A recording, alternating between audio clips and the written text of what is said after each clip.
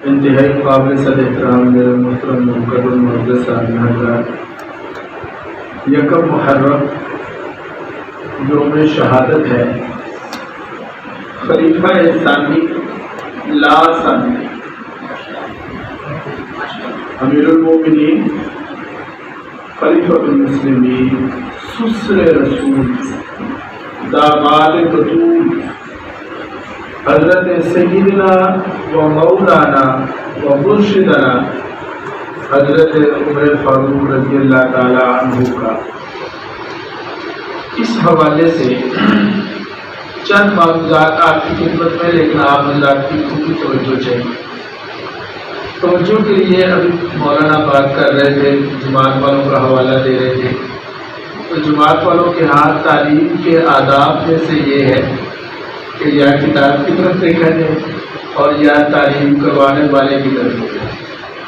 اچھا ہوں تو سے ڈھلے میں گرگانے پڑھانے کی لمبی چوڑی تقریر کا موقع بھی نہیں ہے، کیوں مختصر اپنا حصہ ڈالنے کے لیے یہ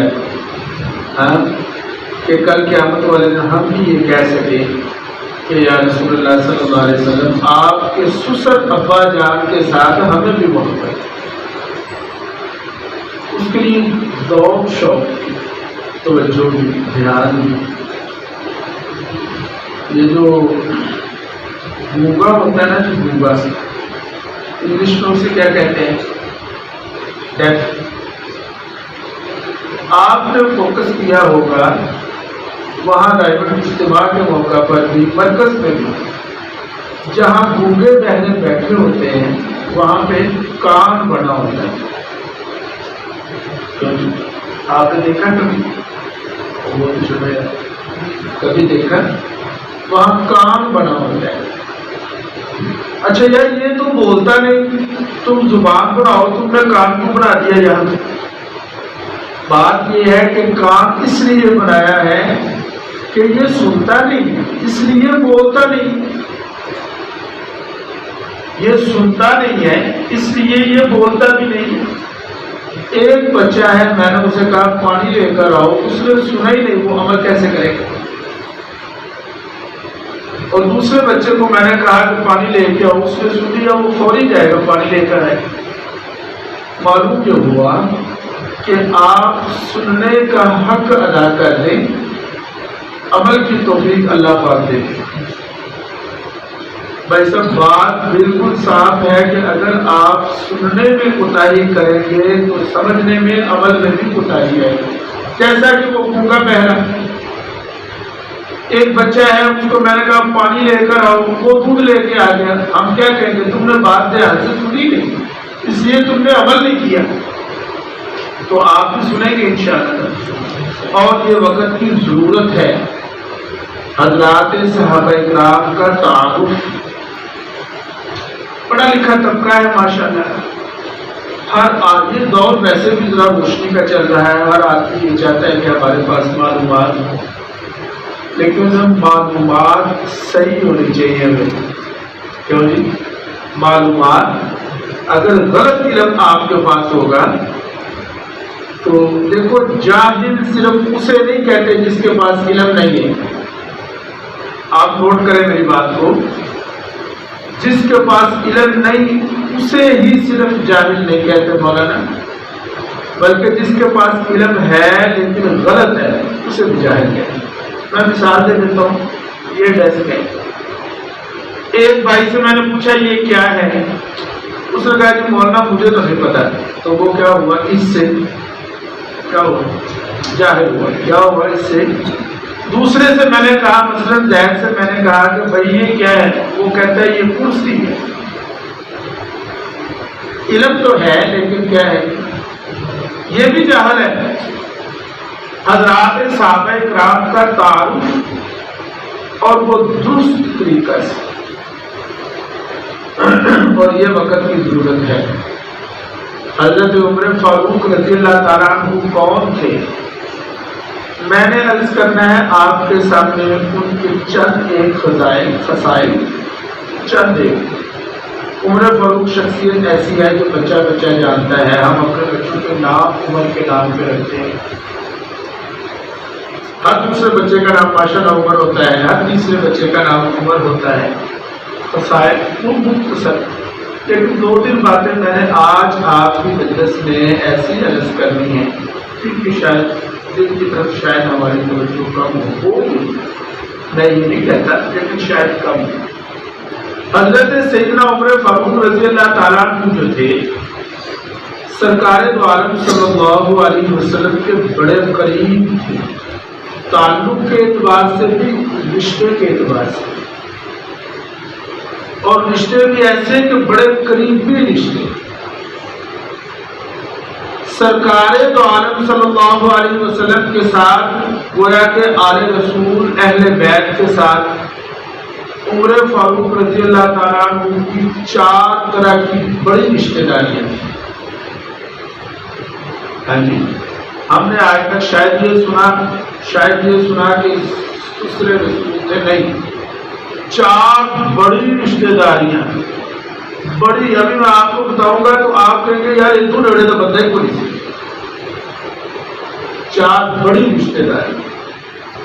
نمبر 1 کہ یہ سسر رسول تھے, ان کی بیٹی حضرت بولے سیدہ حفصہ رضی اللہ تعالیٰ عنہ زوجہ نبی ام المومنین.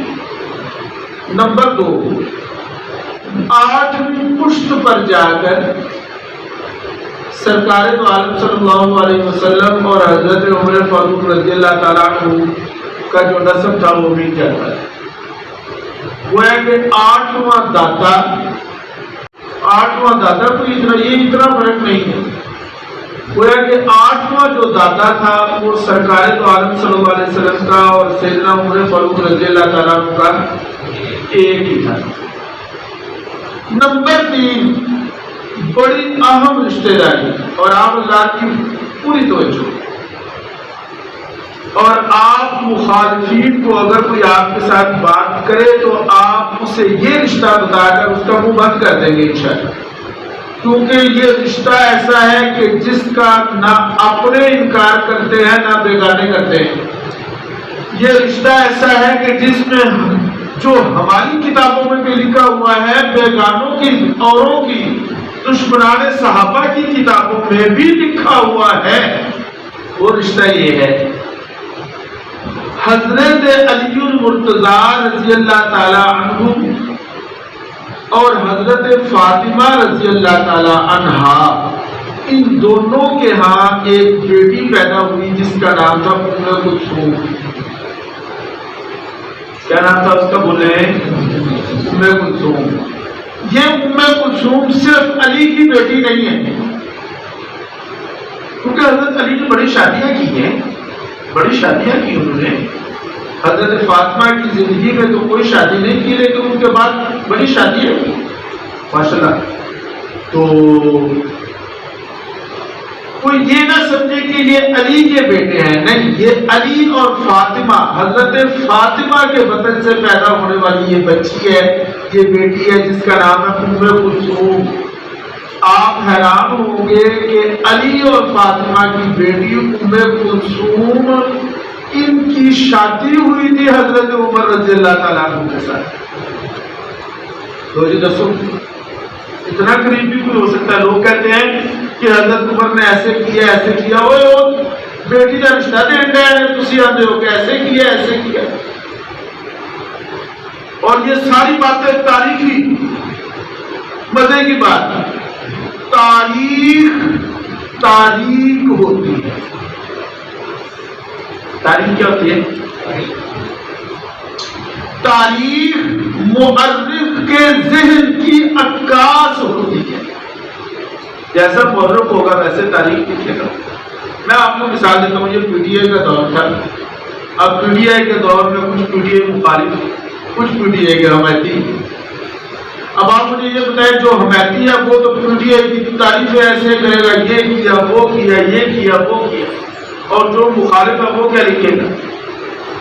وہ کیا حقائق لکھے گا؟ کوئی جو مخالف ہے وہ کچھ لکھے گا گویا کہ میں نے کہا کہ تاریخ مؤرخ کے ذہن کی عکاس ہوتی ہے، تاریخ پر کوئی اعتماد نہیں کیا جا سکتا۔ تاریخی روایتیں ہیں تمہارے پاس کہ حضرت عمر نے یہ کیا، وہ کیا، یہ کیا، وہ کیا، قرآن کہتا ہے نہیں، رحماء بینہم، یہ آپس میں رحم دل ہیں، اور رضی اللہ عنہم ورضوان، اللہ ان سے راضی ہو چکا ہے۔ اللہ کہتا ہے اولئک حزب اللہ، یہ اللہ کی جماعت ہے، اللہ کا لشکر ہے۔ اللہ کہتا ہے اولئک هم المفلحون، یہ کامیاب ہیں۔ اللہ کہتا ہے اولئک هم الراشدون، یہ ہدایت پر ہیں۔ اللہ کہتا ہے اولئک هم الفائزون، یہ کامیاب ہو چکے ہیں یہ لوگ۔ اب مفلحون، راشدون اور اسی طرح فائزون، رضی اللہ عنہم ورضوا عنہ، اعد لهم جنات تجری تحتها الانہار، اولئک حزب اللہ، یہ اور اس جیسی جتنی آیات ہیں قرآن پاک میں، ابو بکر سے لے کے ادنا سے ادنا جو صحابی ہے وہ سب اس میں شامل ہیں۔ یا کٹو نہ کسی صحابی کو بچو، یا اب ہونا کہ عمر صحابی نہیں، ہاں جی، اور اگر آپ مانتے ہیں کہ عمر صحابی ہیں اور علی بھی صحابی ہیں تو پھر آپ کو ماننا پڑے گا کہ رحماء بینہم، اور یہ قرآن کا فیصلہ ہے جو جذباتی فیصلہ نہیں ہے، ہاں جی، اور اس میں کوئی یو ٹرن نہیں ہے کہ ایک فیصلہ کر دیا بعد میں یو ٹرن لے لیا، ایسا بھی نہیں ہے، یہ قرآن کا فیصلہ ہے۔ اور قرآن کہتا ہے آپس سے رہنے دے، تو کہنا کہ نہیں ایک دوسرے کے دشمن نے 10 کی نہیں بننا، تاریخ کی مانوں یا قرآن کی مانوں، تو بولے ذرا مسلمان ہیں تو تاریخ کو ہم چھوڑ دیں گے، قرآن کو مانیں گے۔ تو میں نے کہا کہ تیسرا رشتہ تھا کہ حضرت ام کلثوم رضی اللہ عنہا یہ حضرت علی اور حضرت فاطمہ کی بیٹی ہیں اور حضرت عمر کے گھر ہیں، اور چوتھا رشتہ یہ تھا حضرت عمر رضی اللہ تعالیٰ عنہ کی ایک زوجہ تھی جن کا نام تھا قریبہ۔ یہ جو قریبہ ہے یہ زوجہ ام سلمہ رضی اللہ تعالیٰ عنہا کی حقیقی بہن ہے۔ اور ام سلمہ کون ہے؟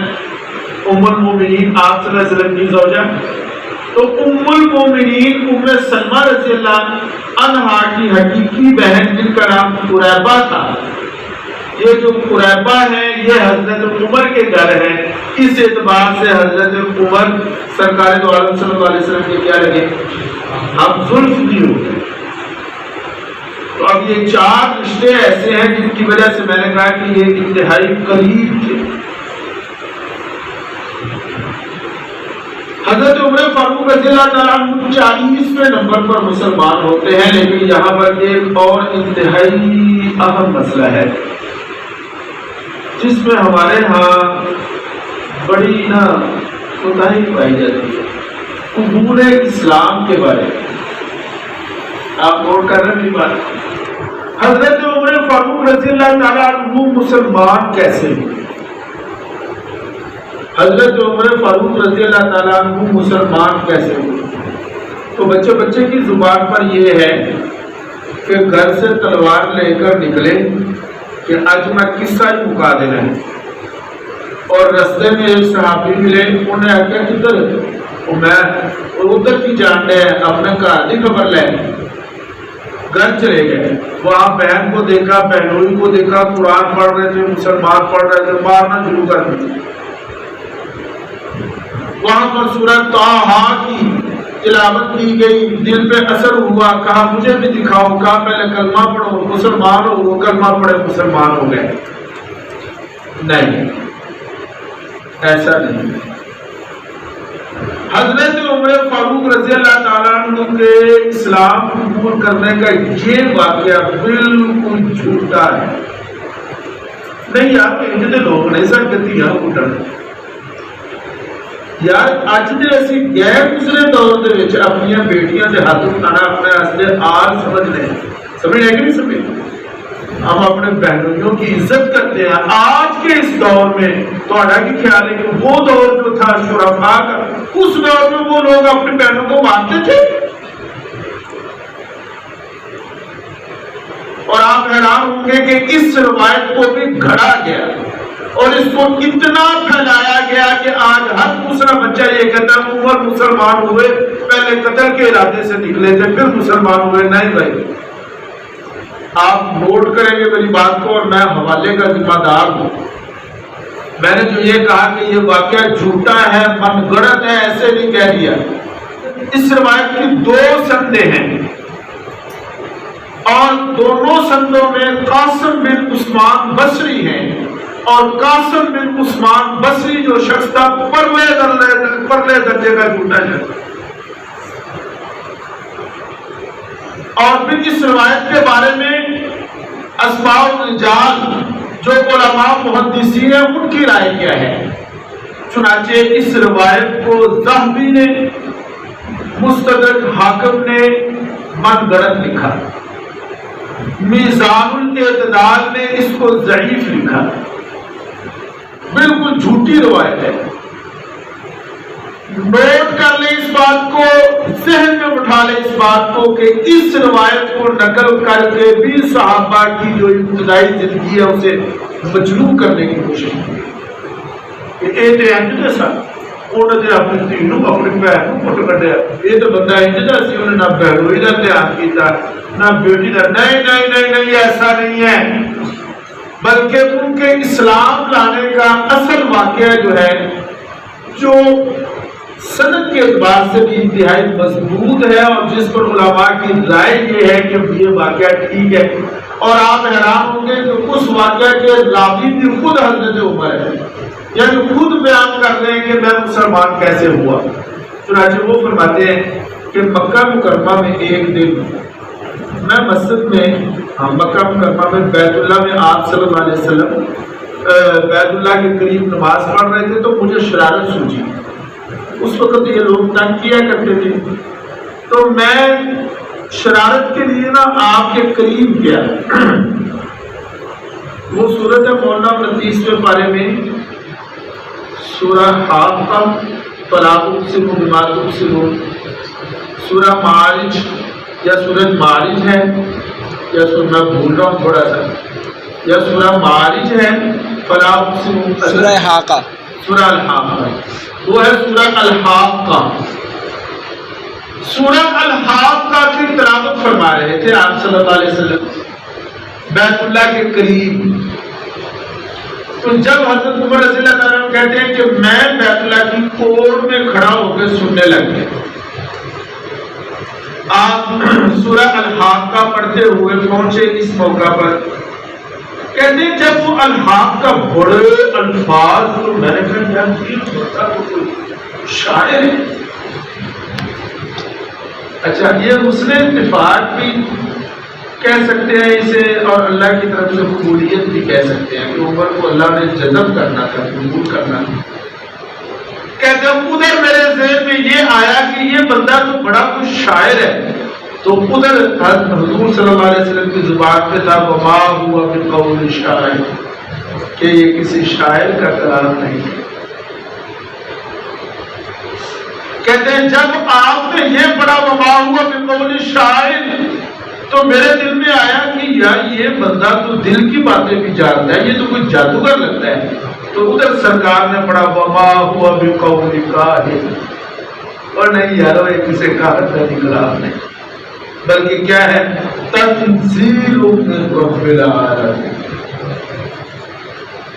یہ واقعہ حضرت عمر فاروق رضی اللہ تعالیٰ عنہ کے اسلام لانے کا سبب اور ذریعہ بنا ہے. اور یہ واقعہ ہے حقیقت، وہ واقعہ تم نے گھڑا، جھوٹ بنایا. حضرت عمر فاروق رضی اللہ تعالیٰ عنہ کے کردار کو مجروح کرنے کے لیے حقیقی ان کے اسلام لانے کا واقعہ یہ ہے جو میں نے آپ کے سامنے بیان کر دیا. گل سمجھ آ گئی کوئی نہ؟ تھوڑا جا کے چلیے. قرآن پاک کی بہت ساری آیات ایسی ہیں کہ وہ آیات حضرت عمر فاروق رضی اللہ تعالیٰ عنہ کی رائے کے مطابق نازل ہوئی. چنانچہ علماء نے لکھا بیت اللہ شریف میں طواف ہو رہا تھا. سیدنا عمر فاروق رضی اللہ تعالیٰ عنہ نے عرض کیا کہ یا رسول اللہ میرا دل کرتا ہے کہ جب مقام ابراہیم پر پہنچے تو یہاں پر 2 نفل پڑھیں. یہ سرکار کی کہتے ہیں، سرکار کہتے ہیں کہ یار دل سے میرا بھی بڑا دل کرتا ہے، لیکن گل دل دی نہیں، گل تے شریعت دی. میں تو قاصد ہوں، نوٹ کریں اس بات کو، میں تو قاصد ہوں، میں کوئی قانون نافذ تو کر سکتا ہوں لیکن کوئی قانون بنا نہیں سکتا.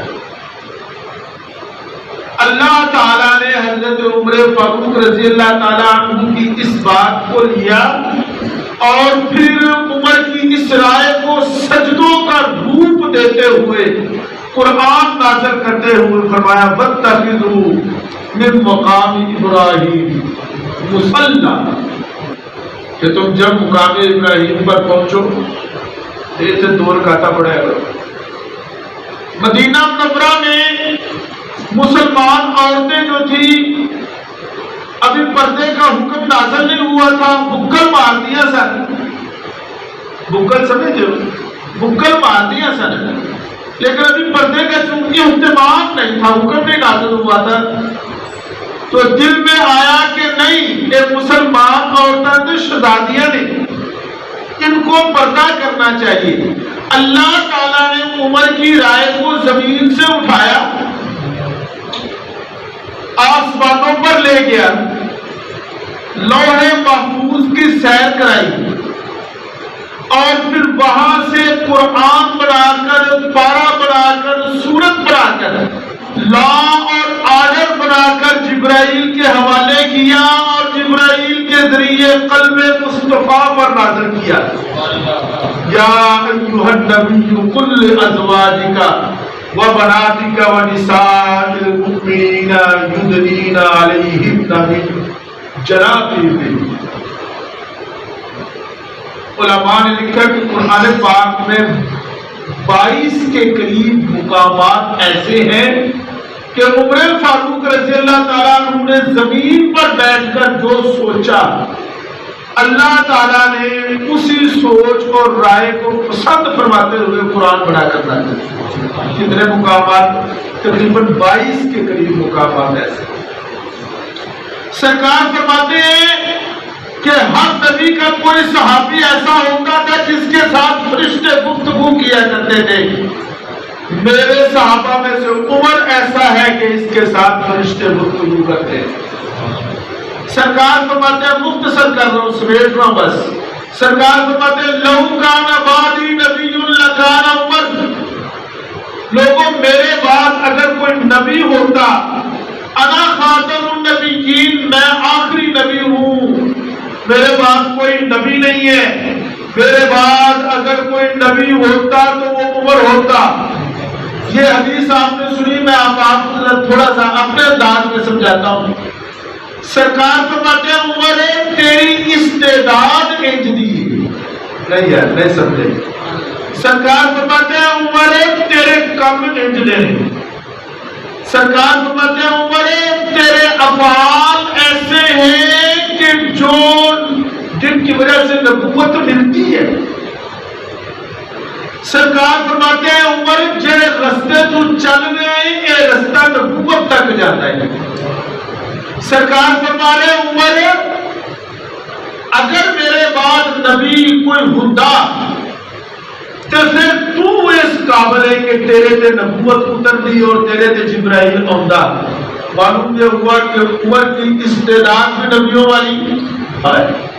عمر کی بولو استعداد بھی نبیوں والی. نبوت نہیں تھی مولانا، نبوت نہیں تھی. ہم کہتے ہیں کہ یار چیپٹر کلوز ہو گیا، اب ایسا ہو نہیں سکتا کیونکہ آپ آخری نبی ہیں اور ہمارا یہ عقیدہ ہے الحمدللہ. ہم آپ صلی اللہ علیہ وسلم کو خاتم النبیین مانتے ہیں. آپ کے بعد کسی شکل میں کوئی نبی نہیں آ سکتا. اس لیے میں کہتا ہوں کہ وہ جو تھا نا، وہ جو چیپٹر ایک چل رہا تھا وہ ختم ہو گیا. قصر نبوت کی ایک اینٹ کی جگہ خالی تھی، وہ وہ اینٹ لگ گئی، قصر نبوت مکمل ہو چکی ہے اور کسی نے نبی نہیں ہونا، لیکن عمر تیری استعداد نبیوں والی، تیری صلاحیتیں نبیوں والی، تیرے آواز نبیوں والے، تیری رائے نبیوں والی، تیرا کہنا نبوت کی طرح، تیرا بولنا نبوت کی طرح، عمر تیرے فیصلے نبوت کی طرح، عمر تیرا تعلق نبوت کی طرح۔ اس لیے میں کہتا ہوں کہ اگر نبوت ختم نہ ہوتی تو میرے بعد اگر کوئی نبی ہوتا تو عمر کو ہوتا۔ اور یہ روایت ترمذی شریف کی ہے، لوگ کہتے ہیں ضعیف روایت ہے، میں نے کہا کوئی ایک حوالہ پیش کر دو یہ ضعیف روایت ہے۔ یہ روایت ہے حسن درجہ کی، اور جو حسن درجہ کی روایت ہوتی ہے وہ ضعیف نہیں ہوتی ہے، وہ ضعیف نہیں۔ اس روایت کو کوئی ضعیف نہیں ثابت کر سکتا، نہیں ضعیف نہیں ہے، یہ حسن درجہ کی، اور حسن کا درجہ جب وہ بھی صحیح ہوتا ہے۔ سرکار فرماتے ہیں عمر کبھی ایسا ہوتا ہے کہ شیطان کسی رستے میں آ رہا ہوتا ہے، لیکن وہ آگے سے تجھے آتا ہوا دیکھتا ہے، اپنا رستہ بدل لیتا ہے۔ جسے دیکھ کے رستہ بدل لے، شیطان رستہ بدل لے، اسے عمر کہتے ہیں۔ کیوں جی؟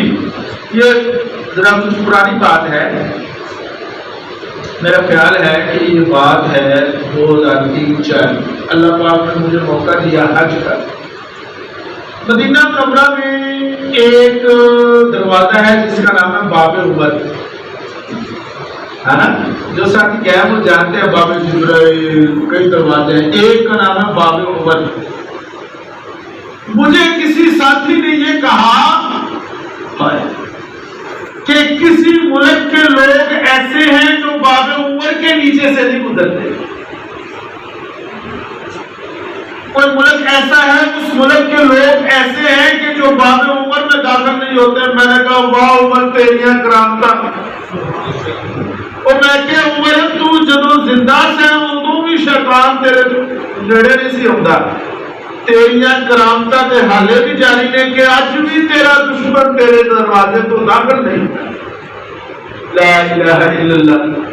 اللہ تعالیٰ مجھ کو اور آپ کو ان ساری باتوں پر عمل کی توفیق عطا فرمائے۔ اللہ تعالیٰ مجھ کو اور آپ کو سیدنا عمر فاروق رضی اللہ تعالیٰ عنہ ان کے تعلیمات کو اپنانے کی، ان پر عمل کرنے کی توفیق عطا فرمائے۔ تو اللہ تعالیٰ کہے سنے پر عمل کی توفیق عطا فرمائے۔